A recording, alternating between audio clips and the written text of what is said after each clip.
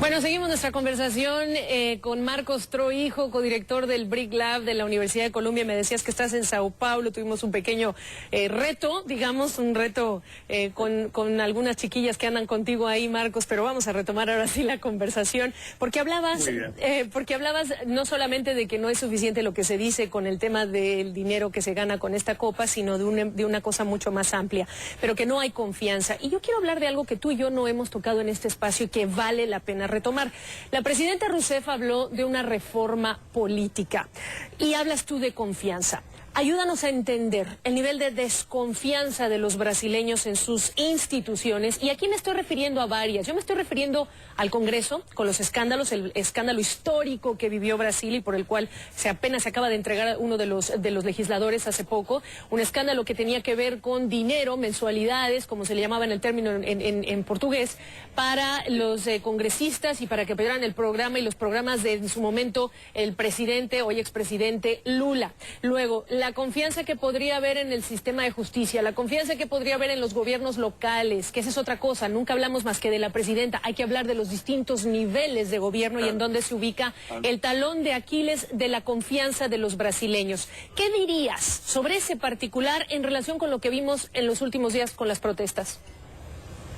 Hay, Gabriela, una especie de confianza total con la clase política en Brasil, con los alcaldes, con los gobernadores, con la presidenta Dilma Rousseff, pero verdad que en un sistema presidencialista y hay un muy centralizado, como es el caso de Brasil, una parte importante de esa sensación negativa en relación a los políticos ha sido absorbida por la presidenta que, como saben ustedes, cayó casi 27% en términos de popularidad.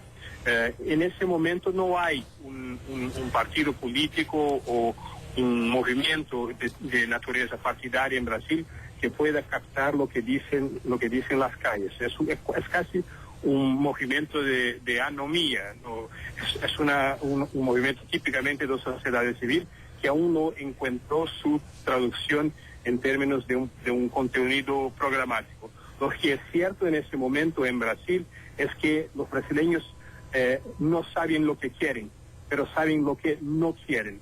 Y creo que de ahora hasta las elecciones de octubre de 2014, ese será el gran desafío de los políticos, cómo hacer la adaptación en términos de programas partidarios de lo que quieren las calles.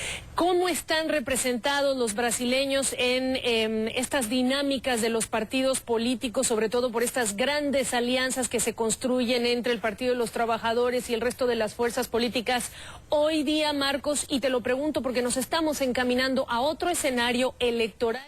Y uno se pregunta qué va a resolver una nueva elección si la manera en la que se conforman, en la que negocian estas fuerzas políticas, no está dejando, digamos, estas vías de participación política activas de forma efectiva para el brasileño en común.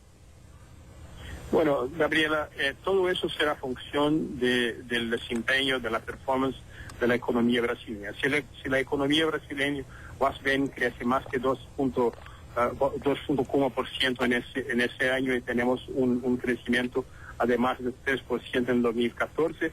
Las actuales bases de sustentación política del Partido de Trabajadores y su alianza con el PMDB van a continuar. Pero si al contrario Brasil crece más cerca de 2% ese año o menos de 2%, entonces lo que creo que vamos a ver es una erosión de la base de apoyo a la presidenta Dilma Rousseff, y las fuerzas políticas en Brasil van a buscar alternativas. El anciano gobernador de Minas Gerais, hoy senador Aécio Neves, yo creo que él tiene una posibilidad muy grande en ese momento. El gobernador de Pernambuco, que también es una fuerza joven, crece mucho en las encuestas de opinión, para no hablar de Marina Silva, la antigua ministra de Medio Ambiente de Brasil, del Partido de los Trabajadores, pero que en ese momento tal vez en términos de su discurso y en términos de su conexión con las fuerzas sociales a partir de medios como el Facebook y Twitter, es la persona en la política en Brasil que tiene el mejor equipo para hacer todo eso. Es decir, va a ser una lo que era casi que una certeza de la reelección de Dilma Rousseff se convirtió en una situación política imprevisible, pero mucho más interesante.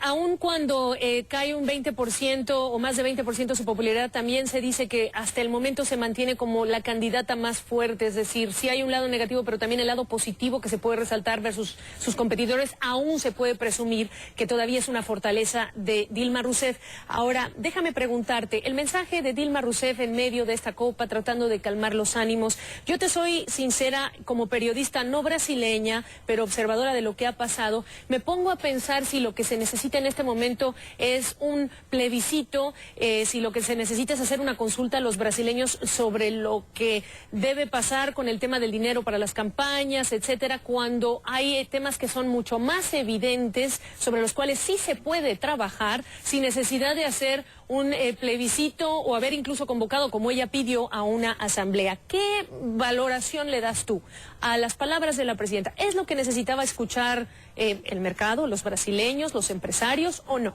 Seguramente que no, Gabriel. Mucho más importante para la performance de la economía brasileña es tener Brasil volverse más cerca de lo que nosotros llamamos por mucho tiempo, sobre todo en aquel periodo de estabilización macroeconómica del país en los últimos 16 años, que nosotros llamamos el tripé macroeconómico: cambio flotante, metas de inflación, el superávit presupuestario primario desde el punto de vista macroeconómico, y desde el punto de vista microeconómico aún más serio es hacer la reforma fiscal, la reforma laboral, mejorar el ambiente de negocios. Esas debían ser las prioridades, no solamente económicas, pero es un deseo estratégico para Brasil como país.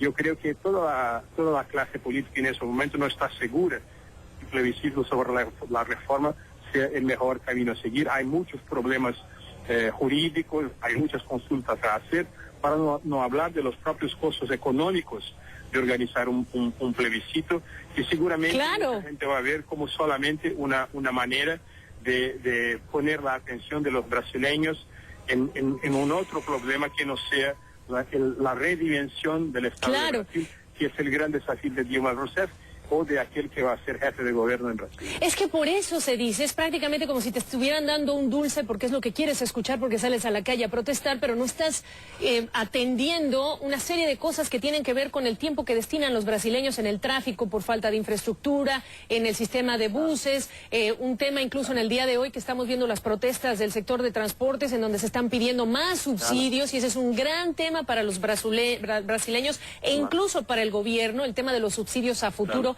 Es algo que se tiene que discutir.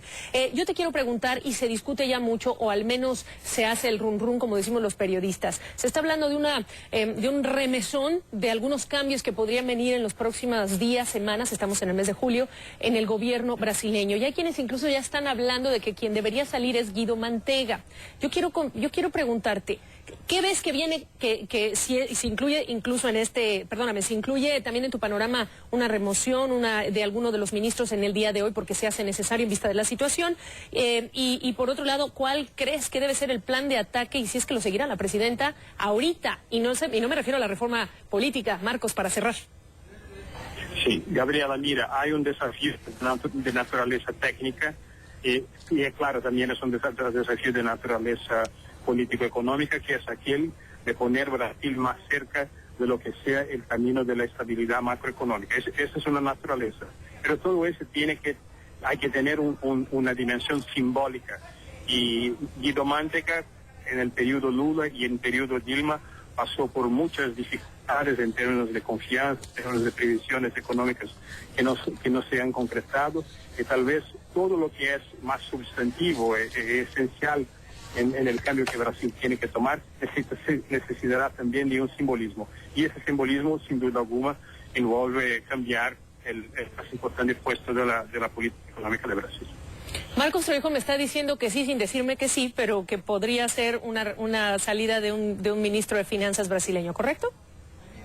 Sí, claro. Ahí lo tienen ustedes. Debo felicitarte, es un día de muchos retos, es un momento de muchos retos para Brasil, pero son horas también de celebración, así que hace unas horas estuvimos hablando con nuestros seguidores de CNN Dinero de fútbol y felicidades Marcos Trohijo y vamos a seguir hablando de los retos de Brasil en un futuro. Él es codirector del BRIC Lab de Colombia. Muy obrigada. Gracias, muchas gracias.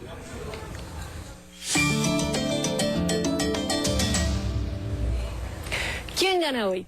La actividad industrial en Estados Unidos que se recuperó en junio tras un mes de contracción. El índice que elabora el Instituto de Gestión de Suministros para medir la actividad de las fábricas subió en junio hasta los 50,9 puntos, un aumento de casi 2 puntos desde mayo, cuando el sector de hecho se contrajo inesperadamente y se debe, según los analistas, al impulso de los nuevos pedidos y la mejora de la producción. Los empresarios encuestados creen que las condiciones del sector irán mejorando a la par que la economía. Pero por esa mejora le damos al sector manufacturero estadounidense la medalla de oro de CNN Dinero. ¿Y quién pierde hoy? El Banco Vaticano, porque su director general, Paolo Cipriani, y el vicedirector, Massimo Tulli, han tenido que presentar su dimisión tras la detención el pasado viernes del alto prelado Nunzio Scarano. El pasado viernes, Scarano fue acusado de fraude y corrupción en una investigación por supuestas irregularidades de la institución bancaria vaticana. Con estas dimisiones se acelera la reforma del Banco Vaticano después de que el Papa Francisco creara una comisión para investigarlo y aportar transparencia a una institución envuelta desde hace años en numerosos escándalos financieros. Por ello, damos a estas dos personas del Banco Vaticano la medalla de cartón de CNN Dinero.